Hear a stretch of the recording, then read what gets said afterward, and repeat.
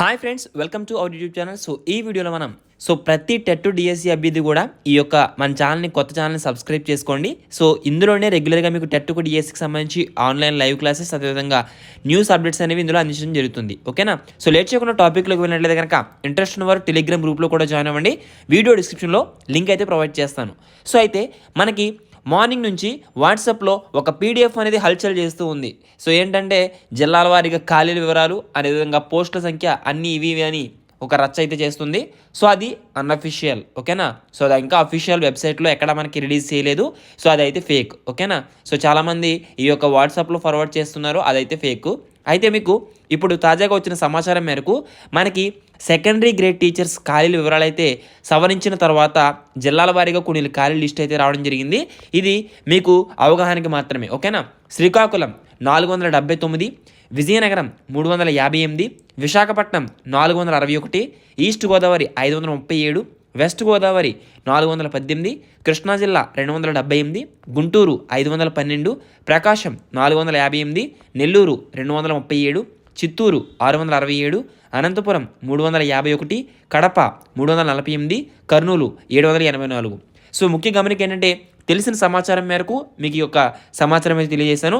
అధికార ప్రకటన కొరకు వేచి చూడగలరు. ఓకేనా? అఫీషియల్ అప్డేట్ అయితే వచ్చిన వెంటనే మీకు కన్ఫర్మ్ చేస్తాను. మ్యాక్సిమం ఎందుకంటే ఒక 4-5 జిల్లాల్లో మనకి పోస్టుల సంఖ్య తక్కువ ఉన్నాయి కదా, వాటిని సవరించి ఈ విధంగా ఎస్జిటికి సంబంధించి ఖాళీ వివరాలు పెంచినట్లయితే ఇన్ఫర్మేషన్ అయితే రావడం జరిగింది. అదే విధముగా టెట్కి సంబంధించి చాలామంది ఇన్ఫర్మేషన్ అయితే అడుగుతున్నారు. టెట్ నోటిఫికేషన్ ఇంకా అఫీషియల్ వెబ్సైట్లో అప్లోడ్ చేశారంటే ఇంకా అప్లోడ్ చేయలేదు. మ్యాక్సిమం టుడే నైట్ లోపు నోటిఫికేషన్ అయితే రిలీజ్ అయిపోతుంది.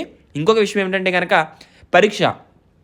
మనకి ఇక్కడ సమయం టెట్కి డిఎస్సికి సంబంధించి 30 రోజుల సమయం అయితే గవర్నమెంట్ ఇస్తారని చెప్పడం జరిగింది. కానీ ఇక్కడ జూలై నుంచి సెప్టెంబర్ వరకు కూడా ఆన్లైన్ సెంటర్స్ అనేవి టీసీఎస్కి సంబంధించి ఖాళీలు అయితే లేవు. మేబీ సెప్టెంబర్ తర్వాత అక్టోబర్లో టెట్ పరీక్షలు ఆన్లైన్లో జరగాలంటే సెప్టెంబర్ తర్వాతే జరిగే అవకాశం అయితే ఉంది. మనకి నోటిఫికేషన్లో ఏ విధంగా షెడ్యూల్ ఇస్తారని మనం వేచి చూడాలి. అదేవిధంగా డిఎస్సికి సంబంధించి మనకి ఆంధ్రప్రదేశ్ ప్రభుత్వం పాఠశాల విద్యా ముఖ్య కార్యదర్శి గారికి మనకి కేఎస్ లక్ష్మణరావు గారు అయితే లేఖ రాయడం జరిగింది. అందులో డిఎస్సికి సంబంధించి 3 ముఖ్యమైన అంశాలు అయితే ఆయన ప్రకటించారు.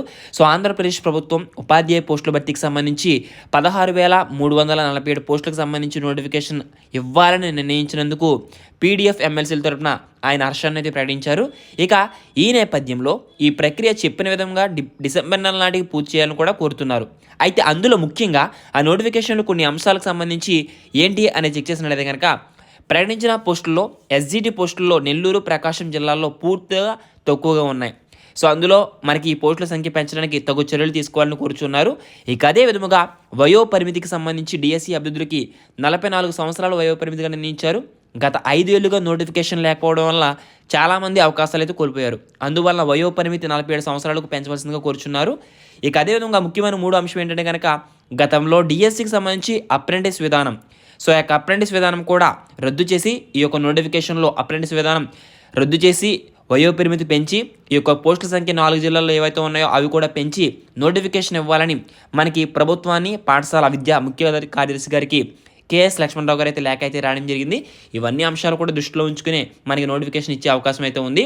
మనకి మెగా డిఎస్సికి సంబంధించి ఏ అప్డేట్ వచ్చినా సరే మన ఛానల్లో పోస్ట్ చేస్తాను. ప్రతి ఒక్కరు కూడా సబ్స్క్రైబ్ చేసుకోండి. త్వరలోనే ప్రతిరోజు కూడా లైవ్ క్లాసెస్, లైవ్ టెస్ట్స్ అనేవి కూడా మన ఛానల్లో పోస్ట్ చేస్తాను. ఓకేనా? All the best for everyone. ఈ ఛానల్ అయితే సబ్స్క్రైబ్ చేయడం మర్చిపోవద్దు. Thanks for watching. Have a nice day.